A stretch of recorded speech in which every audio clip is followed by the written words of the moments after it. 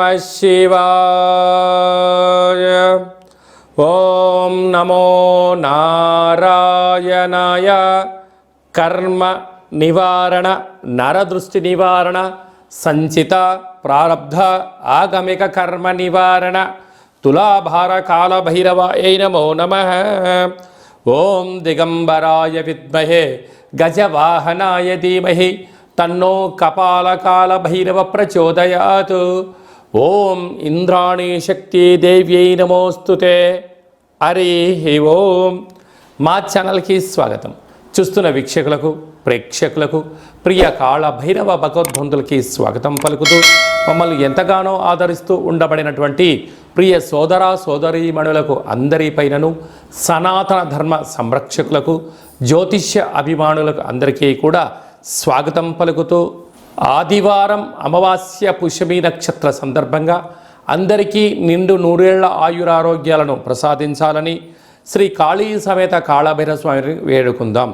అందులో ఈసారి ఆదివారం అమావాస్య పుష్యమి నక్షత్ర సందర్భంగా రవి పుష్యార్క యోగం అందరికీ కలగాలని, అందరికీ మనతో రాబోయేటువంటి భవిష్యత్తులో ఉండబడినటువంటి 7 తరాల వారికి అద్భుత ధన రాజకీయ యోగ సకల ఐశ్వర్యం ఆనందాన్ని ఆ బుధాదిత్య రాజయోగ కారణము, రవి పుష్యార్క యోగ కారణము, ఆదివారం అమావాస్య కారణం చేత అందరికీ ప్రసాదించాలని కోరుకుందాం.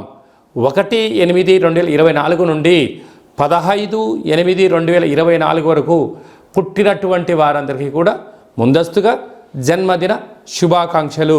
గతంలో వివాహం చేసుకున్న వారికి వివాహ వార్షికోత్సవ శుభాకాంక్షలు.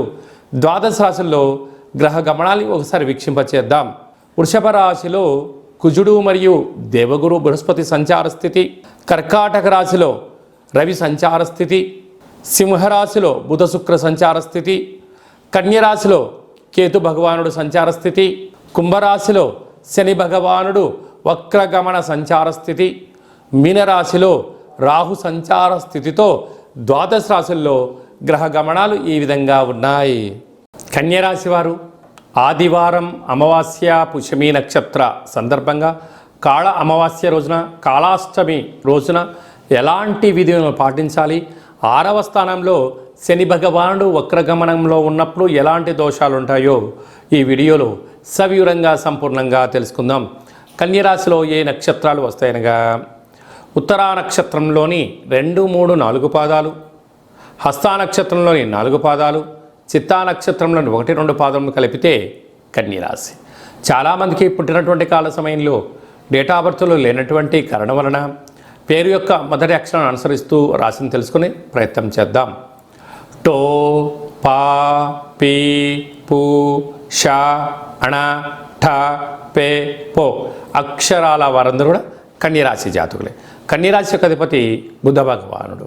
వీరికి రాశిలోనే కేతు సంచార స్థితి ఉండడం, 6వ స్థానంలో శని భగవానుడు కుంభరాశిలో వక్రగమన ప్రయాణం అవ్వడం వలన విశేషంగా రుణ సమస్యలు, రోగ సమస్యలు, శత్రు సమస్యలు పొంచి ఉండినను నూతనంగా వివాహమైన దంపతులకు పుత్ర పుత్రిక సంతాన యోగము, తల్లిదండ్రుల నుంచి ఆస్తులు చరాస్తులు, మీరు ఎదుగుదలకు మీ తల్లిదండ్రుల నుంచి, బంధువుల నుండి, మిత్రుల నుంచి అనేక రకాలమైనటువంటి ధన సంపద మీ సొంతం కాబోతుందని చెప్పి గమనించాలి.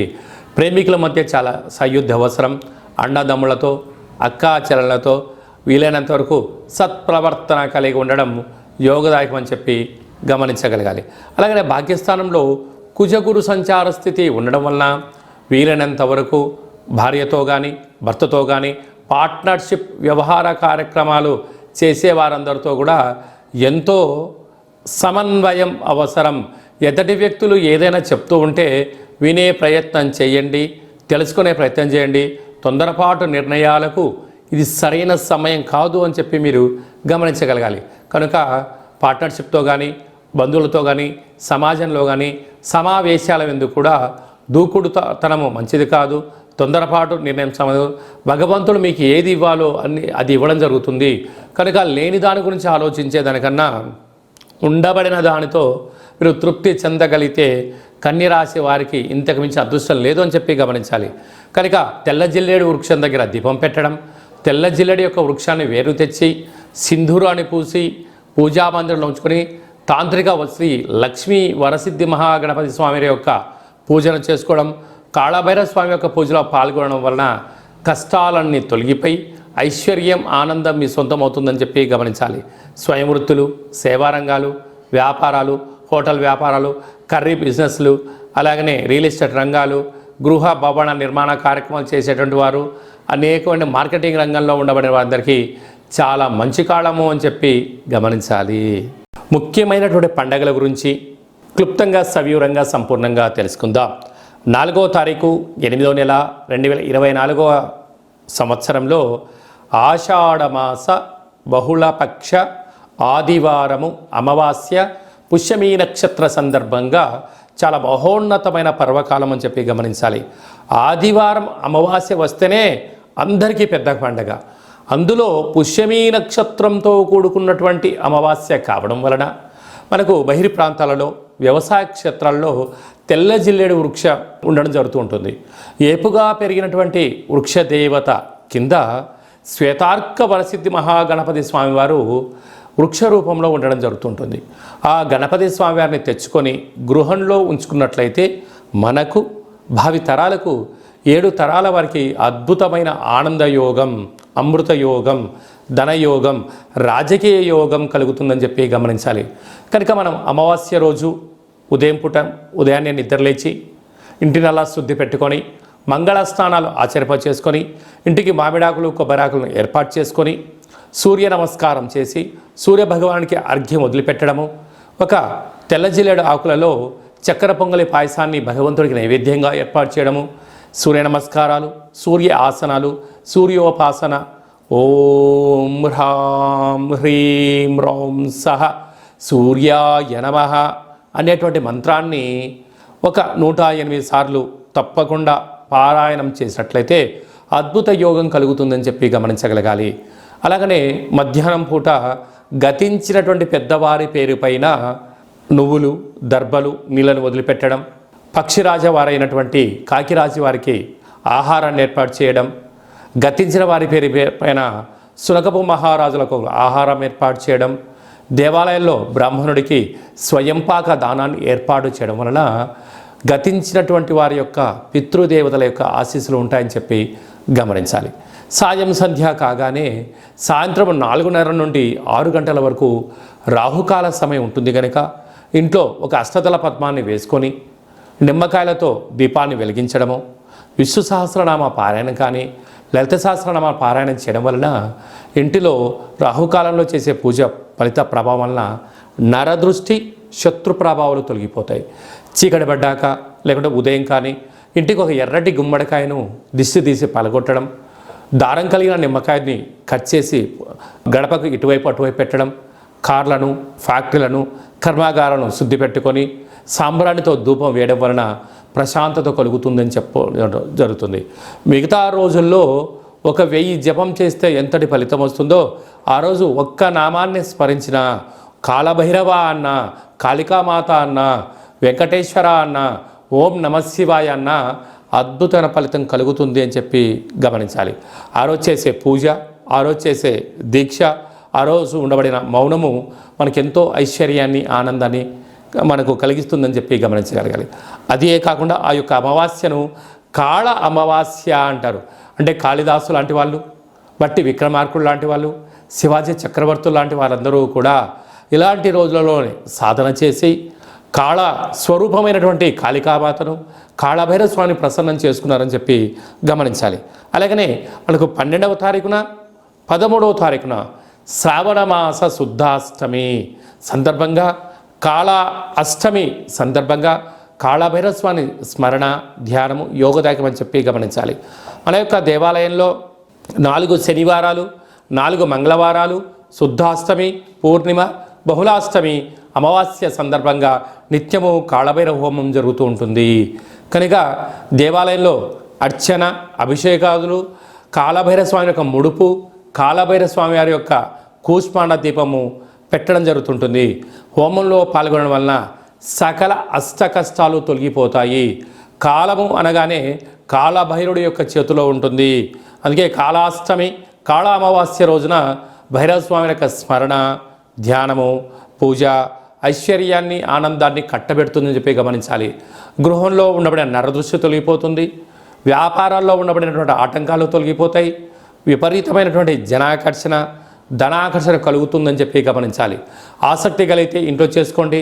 కుదరలేని పక్షంలో ఈ కింద నెంబర్ సంప్రదించినట్లయితే, మీ గోత్రనామంలో పంపించినట్లయితే వీడియో కాల్ ద్వారా చూపించి మీ పేరుపైన ఒక సౌభాగ్య ముడుపు, కూష్మాణ దీపము, హోమాన్ని చేయించి వాట్సాప్ కాల్ ద్వారా ప్రత్యక్ష ప్రసారాన్ని కూడా చేయించడం జరుగుతుందని చెప్పి గమనించాలి. ఇంకను మనము ఈ ఆషాఢమాస ఆదివారం అమావాస్య రోజున, శ్రావణమాస శుద్ధాష్టమి, కాళాష్టమి సందర్భంగా ఇంకనూ విజయం సాధించగలగాలి అన్నట్లయితే ఈ యొక్క పాత్ర కంచు పాత్ర అంటారు. ఈ యొక్క అంటే కంచు మోగినట్టు కనకమ్ము మోగదు గదరా సుమతి అని చెప్పి మనకు సుమతి శతకంలో చెప్పడం జరుగుతుంటుంది. రాసులు 12 ఎలా ఉంటాయో 12ని అచ్చు వేయడం జరుగుతుంటుంది. పూజ చేసిన తదనంతరము ఈ యొక్క పాత్రను ఇలా ఎడమ చేతో పట్టుకొని కుడి చేతో ఈ కరసాహం తీసుకొని ఇలా చిన్నగా శబ్దం చేసినట్లయితే ఓంకార శబ్దం రావడం జరుగుతుంటుంది.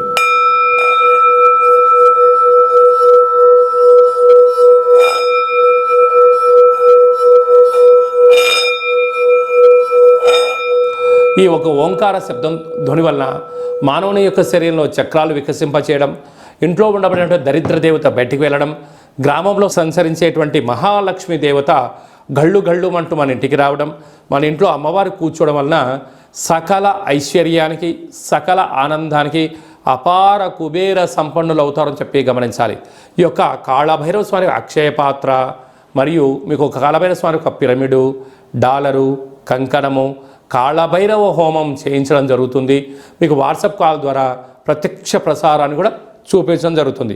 ఆసక్తి గలవారు ఈ కింది నెంబర్ను సంప్రదించి ఆ అక్షయ పాత్రను ఇంట్లో ఉంచుకోవడం వలన అద్భుతమైన ఆనందం, ఆరోగ్యం మీ సొంతమవుతుందని చెప్పి గమనించాలి.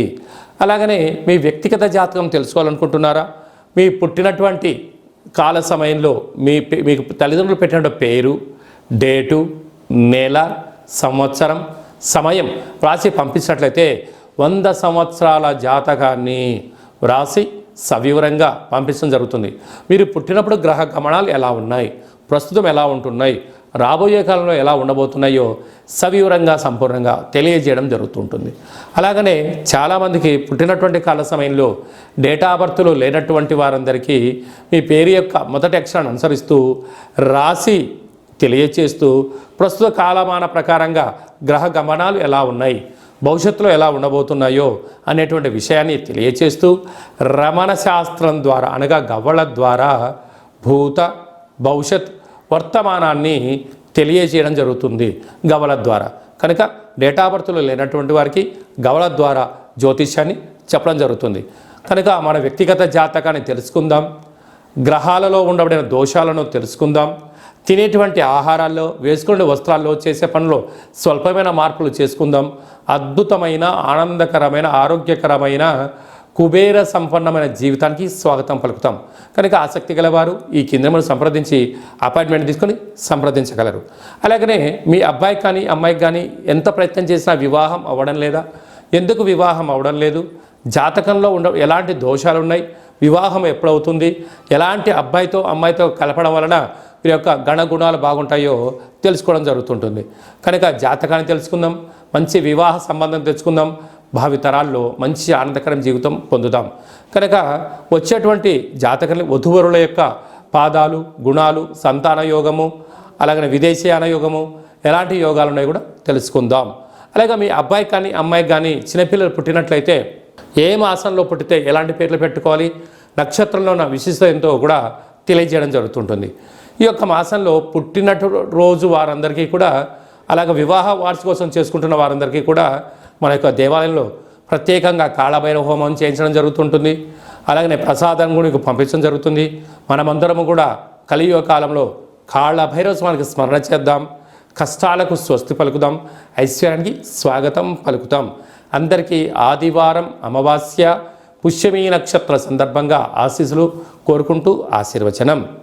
ఓం కాళకాలాయ విద్మహే కాళాతీతాయ ధీమహి తన్నో కాళభైరవ ప్రచోదయాత్. శతమానం భవతి శతాయు పురుష సతేంద్రియ ఆయుష్యేవేంద్రియే ప్రతిష్టతి ధనం ధాన్యం బహుపుత్రలాభం శత సంవత్సరం దీర్ఘమాయు సర్వే జనా సుఖినో భవంతు లోకా సమస్తా సుఖినో భవంతు సర్వం కాళభైరవ దేవతార్పణమస్తు. ఈ వీడియో మీకు నచ్చినట్టయితే లైక్ చేయండి, షేర్ చేయండి, మా ఛానల్ని సబ్స్క్రైబ్ చేసుకోండి.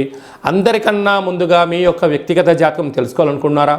అందరికన్నా అదృష్టాన్ని ఐశ్వర్యాన్ని తెచ్చేటువంటి విషయాలు తెలుసుకోవాలనుకుంటున్నారా అన్నట్లయితే గంట సింబల్ ప్రెస్ చేయండి, ఆల్ అనే బటన్ తెలియచేసి మీరు ఎవరి క్షేమాన్ని కోరుకుంటున్నారో, మీ క్షేమాన్ని ఎవరైతే కోరుకుంటున్నారో ఈ ఆధ్యాత్మికమైన సమాచారాన్ని చేరవేసి భగవంతుడి యొక్క ఆశీస్సులు పొందగలరు.